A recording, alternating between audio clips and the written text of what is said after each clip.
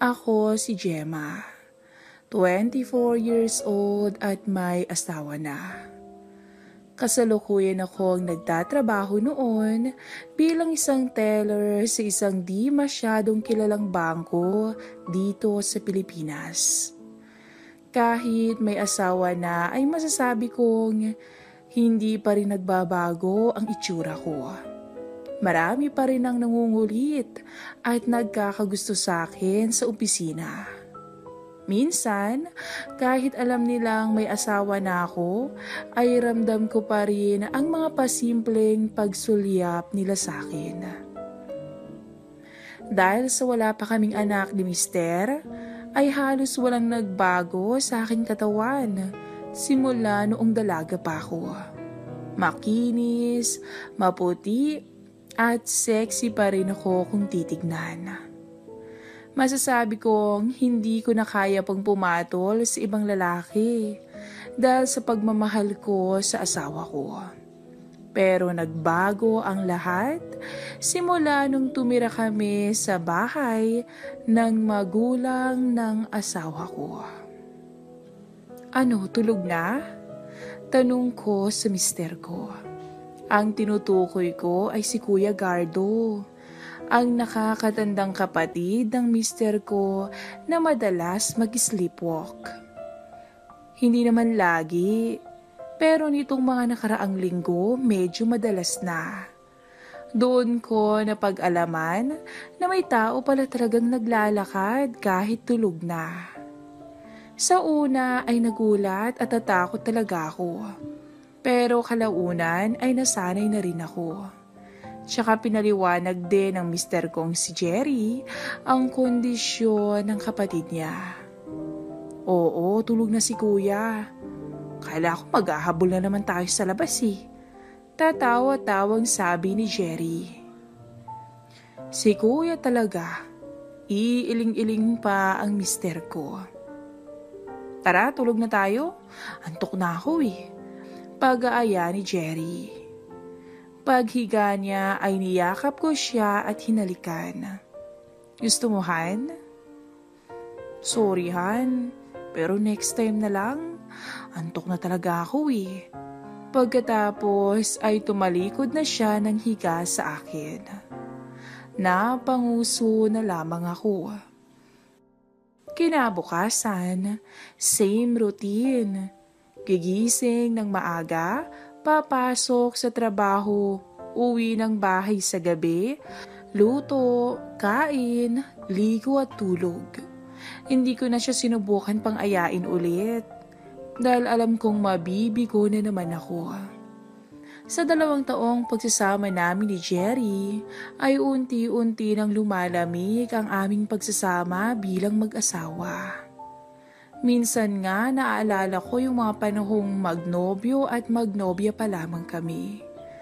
Yung mga panahong kahit maghapon ay wala kaming kasawaan sa isa't isa. Yung mga panahong gigisingin ka pa niya para lang maglabing-labing. Mag-aalas 11 na ng gabi. Nang maalimpungatan ako at napabalikwas ng bangon, nang marinig kong parang may bumangga doon sa may sala. Ginising ko agad ang mister kong si Jerry, dahil baka si Kuya Gardo na naman yun at nag-sleepwalk na naman. Pero nakailang tapik na ako sa kanya ay hindi pa rin siya nagigising. Ang himbing talaga akong matulog. Napahinga na lang ako ng malalim. 2 lang na magkapatid ang asawa ko at si Gardo.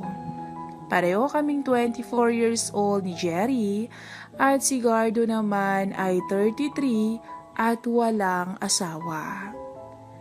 Maya-maya ay narinig kong muli na may bumangga, pero sa bandang kusina naman. Tumayo na ako at baka kako mapano na yung bayaw ko.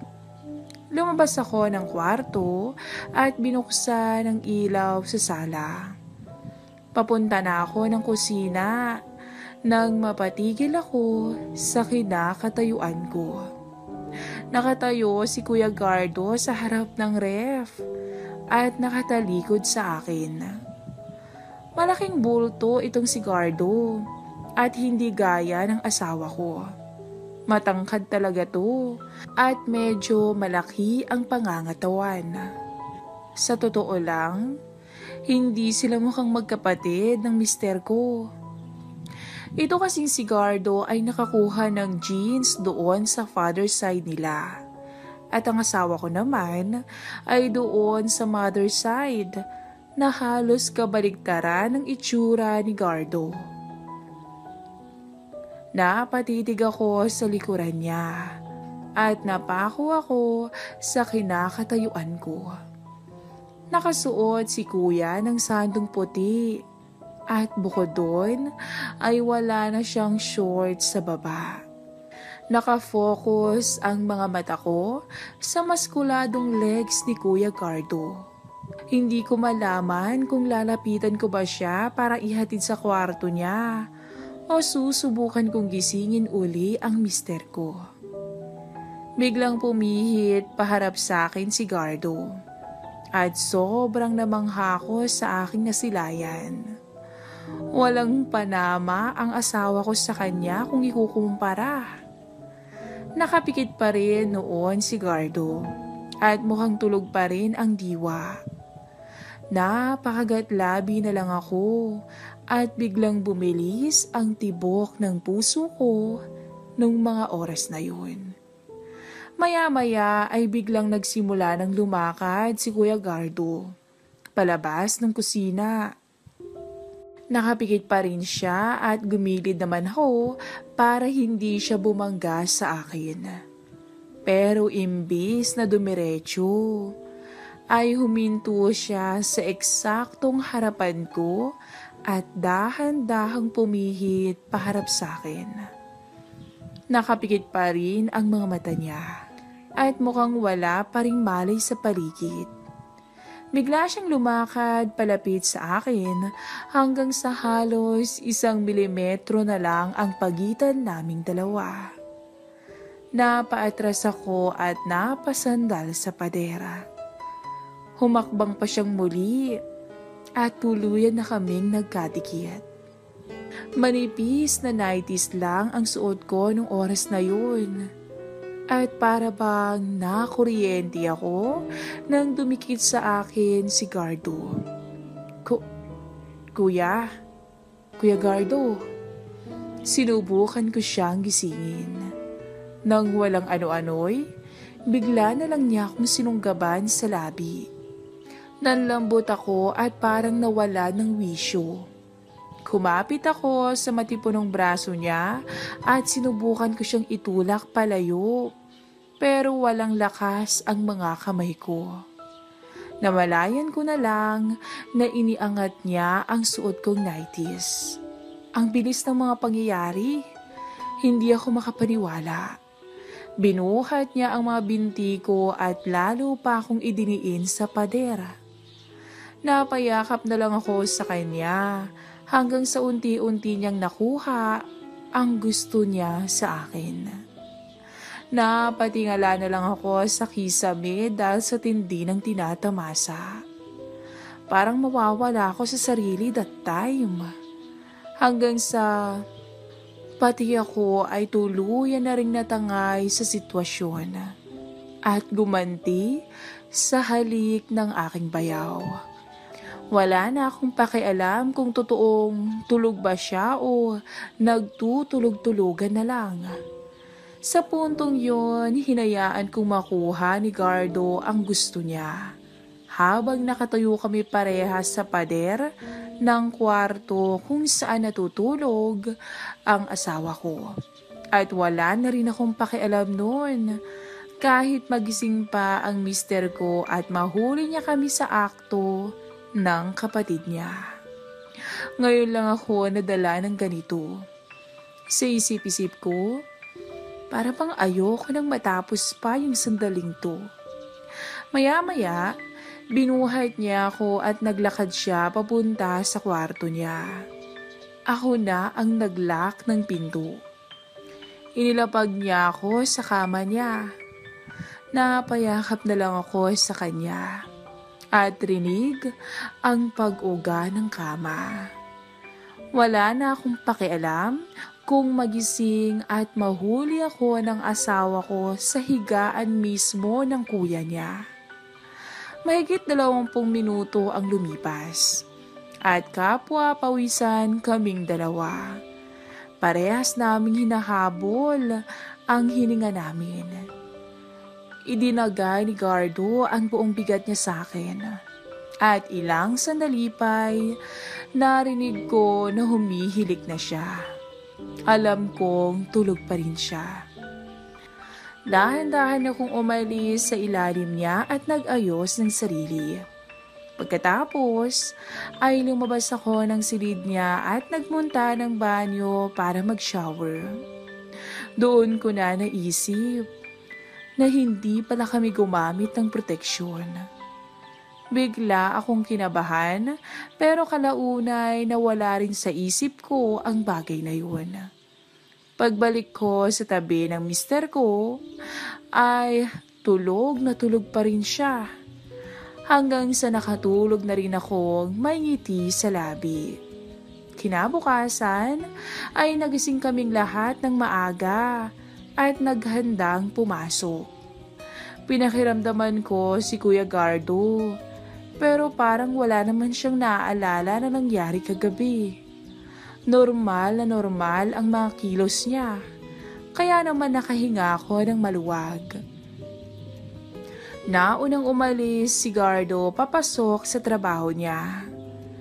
Nang makaligo na ang asawa ko, ay sinabi ko sa kanya na nagpaalam muna ako sa opisina para mag-day off dahil medyo masama ang pakiramdam ko. Hindi ko lang masabi na napuyat ako kagabi dahil sa kapatid niya. Nang makaalis na ang mister ko ay naglinis-linis muna ako ng bahay. Pagkatapos ay naghanda na ako para maligo. Pumasok ako sa loob ng banyo at tumapat sa shower. Nasa kalagitnaan ako ng pag-shower nang biglang bumukas ang shower curtain. Napasigaw ako sa gulat, pero mas nagulat ako nang makita ang kapatid ng asawa ko na nakatayo sa tapat ko at nakangiti. Kuya, anong ginagawa mo dito? Wala ka bang pasok? Utal-utal na tanong ko habang tinatakpan ko ang sarili ko. Nag-day off muna ako sa opisina eh. Bitin kasi ako sa almusal ko. At humakbang siya palapit sa akin. At humaplos sa balikat ko. Pwede bang ikaw na lang yung almusal ko ngayon? Ang sabi niya. Pero kuya. Shh. At hinalikan niya ako sa noo. Pagkatapos ay binulungan. Alam mo, nag-enjoy ako kagabi. Pagkasabi niya noon, ay hinampas ko siya sa dibdib. Sabi ko na nga ba, gising ka eh.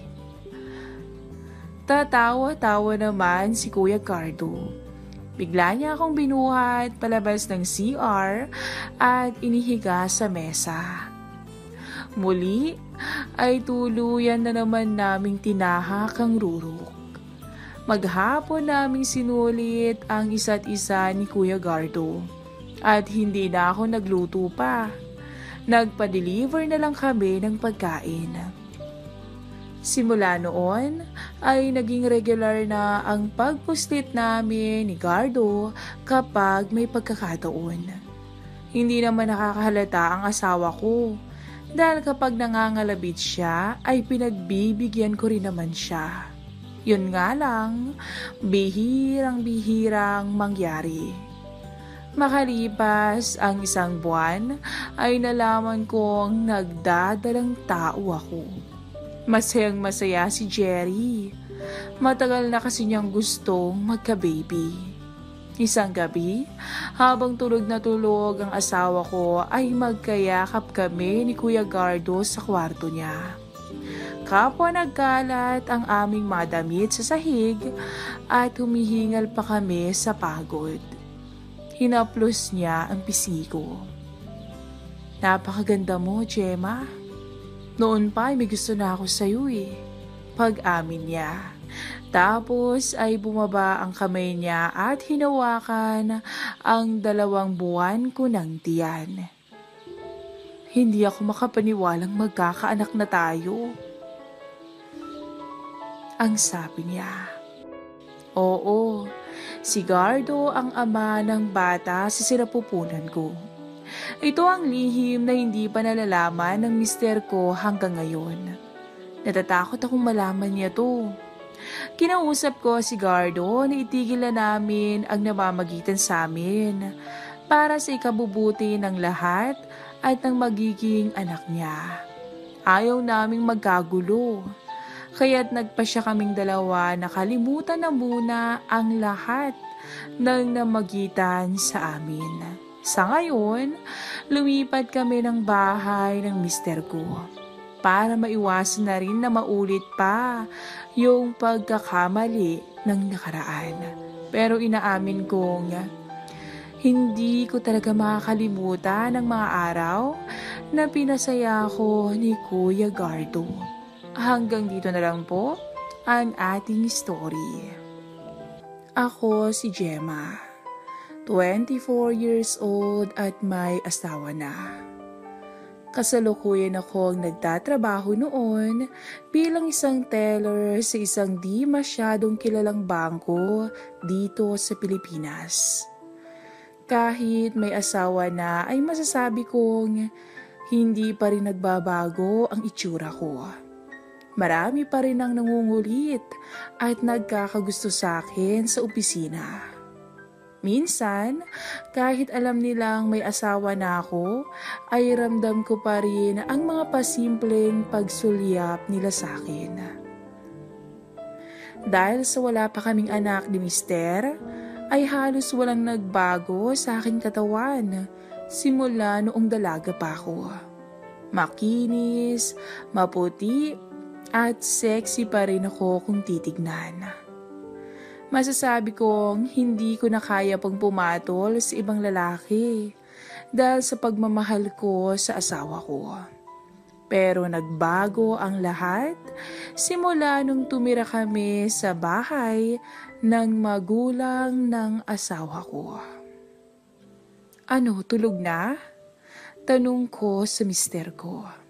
Ang tinutukoy ko ay si Kuya Gardo, ang nakakatandang kapatid ng mister ko na madalas mag-sleepwalk. Hindi naman lagi, pero nitong mga nakaraang linggo medyo madalas na. Doon ko napag-alaman na may tao pala talagang naglalakad kahit tulog na. Sa una ay nagulat at natakot talaga ako. Pero kalaunan ay nasanay na rin ako. Tsaka pinaliwanag din ng mister kong si Jerry ang kondisyon ng kapatid niya. Oo, tulog na si kuya. Kala ko maghahabol na naman tayo sa labas eh. Tatawa-tawang sabi ni Jerry. Si kuya talaga. Iiling-iling pa ang mister ko. Tara, tulog na tayo. Antok na ako eh. Pag-aaya ni Jerry. Paghiga niya ay niyakap ko siya at hinalikan. Gusto mo, Han? Sorry, Han. Pero next time na lang. Antok na talaga ako eh. Pagkatapos ay tumalikod na siya ng higa sa akin. Napanguso na lamang ako. Kinabukasan, same routine. Gigising ng maaga, papasok sa trabaho, uwi ng bahay sa gabi, luto, kain, ligo at tulog. Hindi ko na siya sinubukan pang ayain ulit dahil alam kong mabibigo na naman ako. Sa 2 taong pagsasama namin ni Jerry ay unti-unti nang lumalamig ang aming pagsasama bilang mag-asawa. Minsan nga naaalala ko yung mga panahong magnobyo at magnobya pa lamang kami. Yung mga panahong kahit maghapon ay wala kaming kasawaan sa isa't isa. Yung mga panahong gigisingin ka pa niya para lang maglabing-labing. Mag-aalas 11 na ng gabi. Nang maalimpungatan ako at napabalikwas ng bangon, nang marinig kong parang may bumangga doon sa may sala. Ginising ko agad ang mister kong si Jerry, dahil baka si Kuya Gardo na naman yun at nag-sleepwalk na naman. Pero nakailang tapik na ako sa kanya ay hindi pa rin siya nagigising. Ang himbing talaga akong matulog. Napahinga na lang ako ng malalim. Dalawa lang na magkapatid ang asawa ko at si Gardo. Pareho kaming 24 years old ni Jerry at si Gardo naman ay 33 at walang asawa. Maya-maya ay narinig kong muli na may bumangga, pero sa bandang kusina naman. Tumayo na ako at baka kako mapano na yung bayaw ko. Lumabas ako ng kwarto at binuksan ang ilaw sa sala. Papunta na ako ng kusina nang mapatigil ako sa kinakatayuan ko. Nakatayo si Kuya Gardo sa harap ng ref at nakatalikod sa akin. Malaking bulto itong si Gardo at hindi gaya ng asawa ko. Matangkad talaga to at medyo malaki ang pangangatawan. Sa totoo lang, hindi sila mukhang magkapatid ng mister ko. Ito kasing si Gardo ay nakakuha ng genes doon sa father's side nila.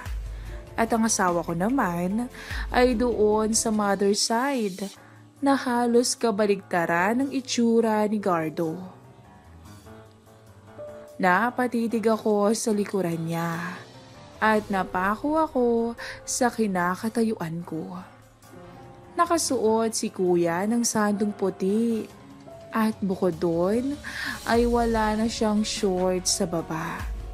Nakafocus ang mga mata ko sa maskuladong legs ni Kuya Gardo. Hindi ko malaman kung lalapitan ko ba siya para ihatid sa kwarto niya o susubukan kong gisingin uli ang mister ko. Biglang pumihit paharap sa akin si Gardo at sobrang namangha ko sa aking nasilayan. Walang panama ang asawa ko sa kanya kung ikukumpara. Nakapikit pa rin noon si Gardo at mukhang tulog pa rin ang diwa. Napakagatlabi na lang ako at biglang bumilis ang tibok ng puso ko nung mga oras na yun. Maya-maya ay biglang nagsimula ng lumakad si Kuya Gardo palabas ng kusina. Nakapikit pa rin siya at gumilid naman ako para hindi siya bumangga sa akin.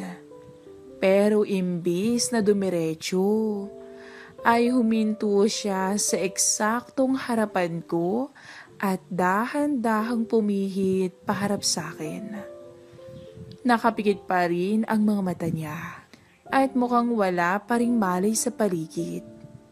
Bigla siyang lumakad palapit sa akin hanggang sa halos 1 milimetro na lang ang pagitan naming dalawa. Napaatras ako at napasandal sa padera. Humakbang pa siyang muli at tuluyan na kaming nagkadikit. Manipis na nighties lang ang suot ko nung oras na yun. At para bang nakuryente ako nang dumikit sa akin si Gardo. Kuya Gardo. Sinubukan ko siyang gisingin. Nang walang ano-ano'y, bigla na lang niya akong sinunggaban sa labi.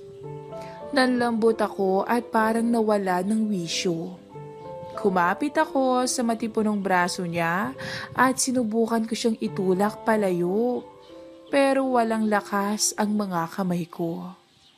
Namalayan ko na lang na iniangat niya ang suot kong nighties. Ang bilis ng mga pangyayari.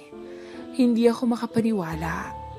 Binuhat niya ang mga binti ko at lalo pa akong idiniin sa pader. Napayakap na lang ako sa kanya hanggang sa unti-unti niyang nakuha ang gusto niya sa akin. Napatingala na lang ako sa kisame dahil sa tindi ng tinatamasa. Parang mawawala ako sa sarili that time. Hanggang sa pati ako ay tuluyan na ring natangay sa sitwasyon at gumanti sa halik ng aking bayaw. Wala na akong pakialam kung totoong tulog ba siya o nagtutulog-tulugan na lang. Sa puntong yon, hinayaan kong makuha ni Gardo ang gusto niya. Habang nakatayo kami parehas sa pader ng kwarto kung saan natutulog ang asawa ko. At wala na rin akong pakialam noon. Kahit magising pa ang mister ko at mahuli niya kami sa akto ng kapatid niya. Ngayon lang ako nadala ng ganito. Sa isip-isip ko, para bang ayoko nang matapos pa yung sandaling to. Maya-maya, binuhat niya ako at naglakad siya papunta sa kwarto niya. Ako na ang naglock ng pinto. Inilapag niya ako sa kama niya. Napayakap na lang ako sa kanya. At rinig ang pag-uga ng kama. Wala na akong pakialam kung magising at mahuli ako ng asawa ko sa higaan mismo ng kuya niya. Mahigit 20 minuto ang lumipas at kapwa pawisan kaming dalawa. Parehas naming hinahabol ang hininga namin. Idinagay ni Gardo ang buong bigat niya sa akin. At ilang sandali pa'y narinig ko na humihilik na siya. Alam kong tulog pa rin siya. Dahan-dahan akong umalis sa ilalim niya at nag-ayos ng sarili. Pagkatapos ay lumabas ako ng silid niya at nagmunta ng banyo para mag-shower. Doon ko na naisip na hindi pala kami gumamit ng proteksyon. Bigla akong kinabahan pero kalaunay nawala rin sa isip ko ang bagay na yun. Pagbalik ko sa tabi ng mister ko ay tulog na tulog pa rin siya. Hanggang sa nakatulog na rin akong may ngiti sa labi. Kinabukasan ay nagising kaming lahat ng maaga at naghandang pumasok. Pinakiramdaman ko si Kuya Gardo pero parang wala naman siyang naaalala na nangyari kagabi. Normal ang mga kilos niya, kaya naman nakahinga ako ng maluwag. Naunang umalis si Gardo papasok sa trabaho niya. Nang makaligo na ang asawa ko, ay sinabi ko sa kanya na nagpaalam muna ako sa opisina para mag-day off dahil medyo masama ang pakiramdam ko. Hindi ko lang masabi na napuyat ako kagabi dahil sa kapatid niya. Nang makaalis na ang mister ko ay naglinis-linis muna ako ng bahay. Pagkatapos ay naghanda na ako para maligo. Pumasok ako sa loob ng banyo at tumapat sa shower.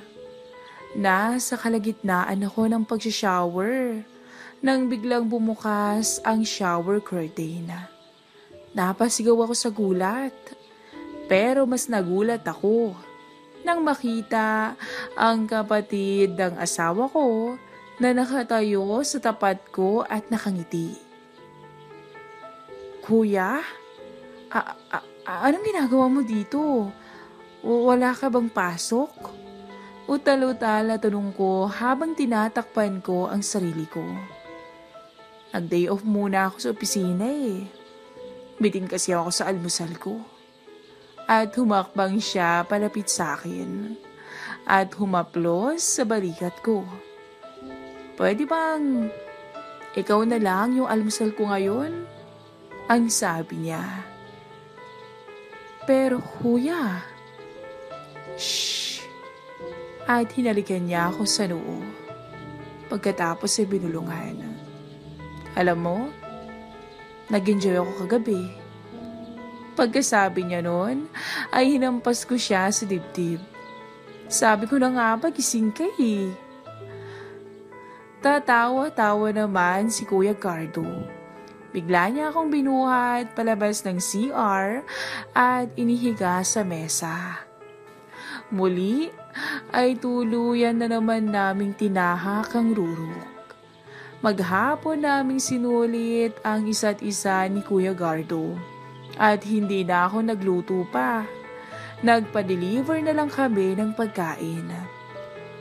Simula noon ay naging regular na ang pagpuslit namin ni Gardo kapag may pagkakataon. Hindi naman nakakahalata ang asawa ko dahil kapag nangangalabit siya ay pinagbibigyan ko rin naman siya. Yun nga lang, bihirang-bihirang mangyari. Makalipas ang isang buwan ay nalaman kong nagdadalang tao ako. Masayang masaya si Jerry. Matagal na kasi niyang gustong magka-baby.